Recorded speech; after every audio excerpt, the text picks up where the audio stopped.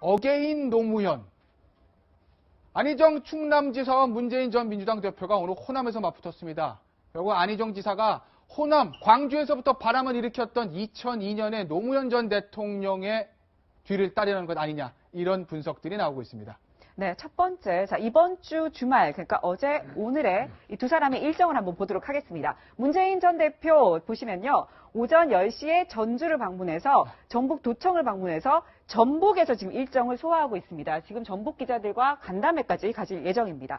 반면에 안희정 충남지사 어제 광주를 방문을 했죠. 촛불 집회까지 참석을 했는데요. 아침 9시부터 바쁘게 움직였습니다. 5.18 묘역을 참배를 했고요. 그다음에 1시 반에, 오후 1시 반에는 전남대를 찾아가서 이 젊은이들과 만나면서 대화를 나눕니다. 그 이후에 이 광주 시의원, 그다음에 기초의원들을 만나서 간담회까지 아주 바쁜 일정을 소화를 하고 있습니다. 자, 이렇게 두 사람 호남을 같이 찾아갔어요. 어떤 의미가 있을까요? 네, 안희정의 돌풍이 광주에서의 제2의 노풍이 될지 관심이 모아지고 있고요. 예. 그야말로 더불어민주당 경선에 흥미가 더욱 진지해지고 있는 것 같습니다. 제가 볼 때는 호남은 더불어민주당에서 매우 중요한 정치적 상징적 의미가 있습니다. 그렇죠. 예전에 비해서는 뭐 국민의당이라고 하는 대체제가 있기 때문에 절대적인 결정적 변수가 되지는 않지만 그래도 더불어민주당의 네. 상징적인 지역이기 때문에 호남에서의 선택이 전국적인 야권 고정 지지층들에 미치는 영향은 아주 크다 할 것입니다. 예. 그렇기 때문에 아마 안희정과 문재인을 놓고 호남의 민심이 정권 교체를 아직도 해야 한다라고 하는, 아직도 황교안 대행의 잔불이 꺼지지 않았다라고 한다는 구도가 강해지면 문재인이 우세할 것이고, 그렇지 않다. 네. 정권 교체는 기정사실이고 기정사실이다. 이제 인물이 더 중요하다라고 보면 네. 인물의 매력도에서 조금 더 젊고 도전적인 안희정 지사에게 마음이 쏠릴 텐데 광주의 민심 어떻게 될지 지켜봐야 될 것 같다는 생각이 듭니다. 자, 저희가 광주의 민심을 중요하게 보는 거는, 광주는 누가 뭐래도 야권의 심장입니다. 광주와 호남을 장악하는 자가 야권을 장악하고 대선으로 도전할 수 있었는데, 재밌는 지지율이 있습니다. 전국 지지율이 아니고요. 광주 전라 지역, 즉 호남 지역의 지지율인데, 저 잠깐 가릴게요. 안희정 지사 2%입니다. 문재인 지사 39%였어요. 엄청나게 차이가 나죠. 언제일까요?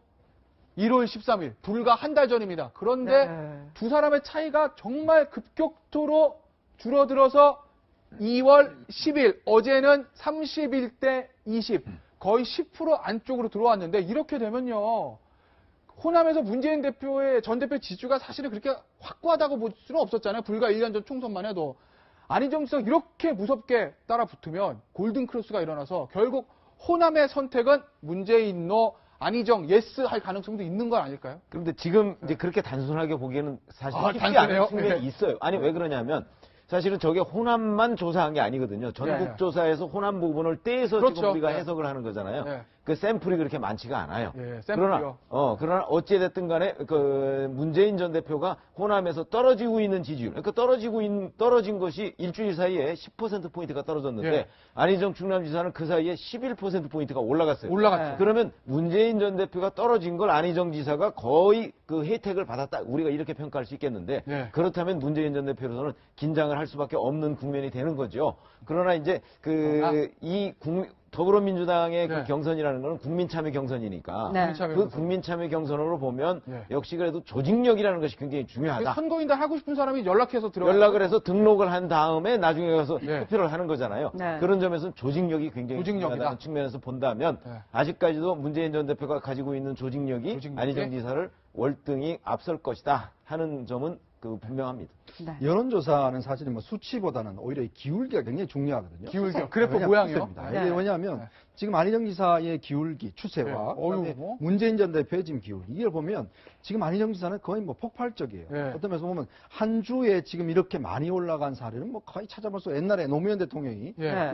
광주 경선에서 그때 당시에 정말 밑에 있는 한 자릿수 지지도에서 갑자기 승리했지 않습니까? 그렇죠. 그런 걸로 보면 그 정도의 어떤 연상시킬 정도로 인기가 있는데, 그런 면에서 본다면 지금 어떤 여러 가지 또 변수가 있습니다. 왜냐하면 문재인 전 대표가 제1호로 영입했던 전인범 특전사령관, 이분이 사실 이제 처음에 어떤 심화진 성신여 총장의 구속 문제 때문에 좀 주춤했는데 또 하나의 더 악재가 터졌어요.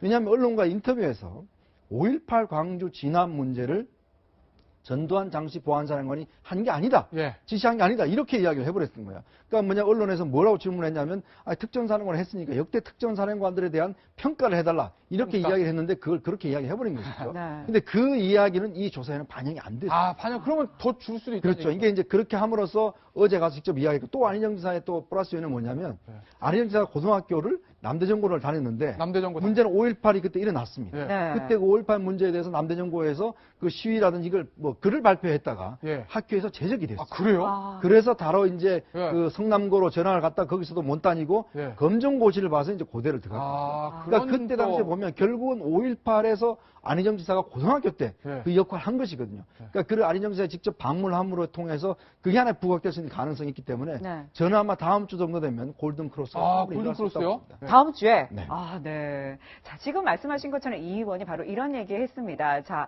2002년이죠. 바로 이 광주에서 이변이 펼쳐졌습니다. 그 당시의 모습과 방금 말씀하신 안희정 지사의 얘기 직접 들어보시죠. 오늘 여러분들의 세대한 이 지지가 광주 시민 여러분들의 위대한 승리, 그리고 민주당의 승리, 그리고 한국 민주주의의 승리가 되도록 최선을 다하겠습니다. 1980년 대전에서 고등학교 1학년 시절 이 광주 항쟁으로 인해서 저는 학교를 제적당했고 저의 출발지는 또한 이 광주 정신이기도 합니다. 우리 민주당이 그 호남의 한 억압과 차별이 이 정의롭지 못했던 역사를 만드는데 힘을 모아내는 젊은 정치인으로서 김대중 노무현의 역사를 잇고자 하는 이 역사에 감히 장자가 되고자 하는 젊은 정치인으로서 시민 여러분들께 다시 한번 다짐합니다. 시민 여러분들의 그런 격려와 사랑을 많이 느끼고 받고 갑니다. 안희정 지사를 가리켜서 친노의 적자라는 표현들을 야권에서 많이 하지 않습니까? 뭐 문재인 전 대표는 노무현 대통령을 가장 사랑했던 친구라고 하고요. 그럼 친노의 적자 안희정 전 지사가 나의 주군이었던 노무현 전 대통령 뒤를 따르겠다.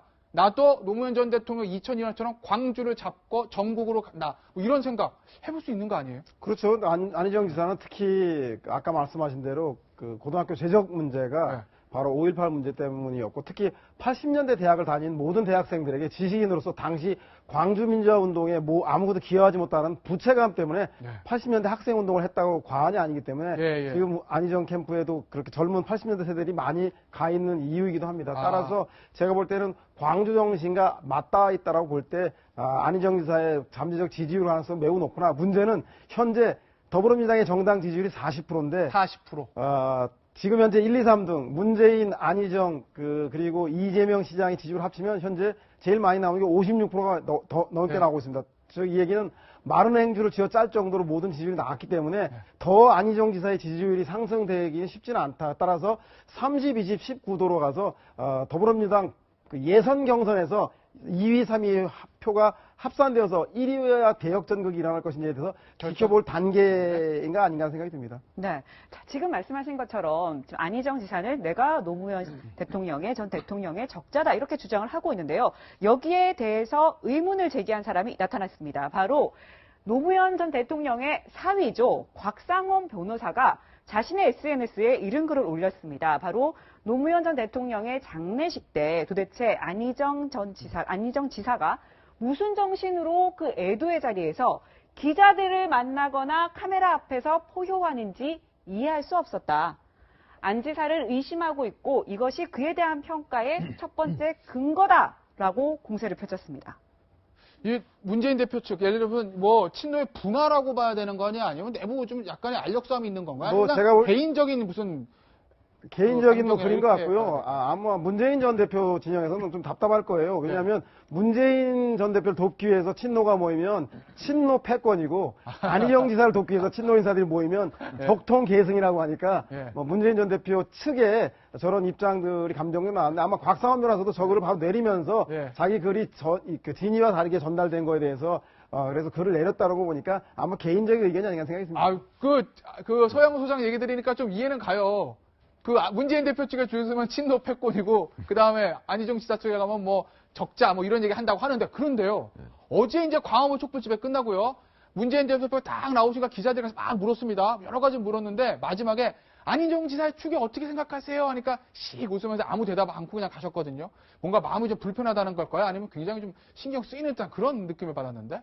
예. 아무 말을 안 했다는 거는 예. 굉장히 신경이 쓰인다는 거죠. 그렇죠. 그런데 지금 이제 곽상은 변호사의 저런 말은 자, 지금 친노가 이미 분할을 한 겁니다. 네. 그러니까 안희정 지사 총님이 우리가 이제 왜 그 친노가 뭐 부산팀과 금강팀이 있다고 그랬잖아요. 예, 예. 그러니까 대선 기획한 그 팀이 있는 것이고 부산팀은 이제 그 과거 문재인 전 대표를 중심으로 한 그런 팀이었는데 아마도 곽상은 변호사도 그 부산팀과 정서적으로 좀 가까운 것이 아닌가 그런 발언을 한 걸로 봐서는 네. 그다음에 그 안희정 지사와 뭐 문재인 전 대표나 다 정치인들 아닙니까? 정치인들은 어느 장소에 가서든지 기자들을 몰고 다니게 되잖아요. 그렇죠. 그러니까 본인은 이제 변호사로서 그런 장면을 그 애도하는 자리인데 거기에 와서도 기자들이 질문하면 정치인은 답변을 하도록 돼 있거든요. 보통 하는 것이고 그렇죠. 그런 부분을 잘 이해하지 못한 데서 나온 평가로 보입니다.